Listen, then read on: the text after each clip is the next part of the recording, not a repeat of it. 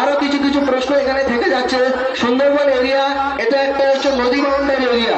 এই সমস্ত এরিয়াতে নানান রকম প্রাকৃতিক ঝড়, নানান রকম প্রাকৃতিক দুর্যোগ দেখা যায়। সেক্ষেত্রে আমাদের কিন্তু অনেক ক্ষেত্রে অনেক কিছু জানা নেই। যেমন এই প্রাকৃতিকে সুন্দর করতে গেলে বা প্রকৃতিকে যদি আমরা ভালোবাসি, এই প্রকৃতি কিন্তু তার অবদান আমাদের প্রতি রেখে যায়। তাই আমরা এই প্রকৃতিকে সুন্দর করার জন্য নিয়মিতভাবে গাছ লাগাবো এবং এই প্রকৃতির প্রতি আমরা যত্ন নেব। অবশ্যই এই প্রকৃতির প্রতি যদি আমরা যত্ন নেই, এই প্রকৃতি কিন্তু একদিন আমাদেরকে সুষ্ঠু জীবনযাপন করতে সাহায্য করবে।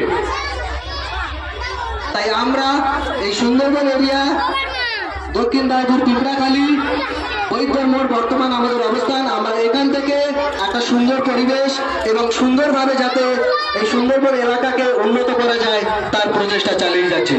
সকলে ভালো থাকবেন, সুস্থ থাকবেন।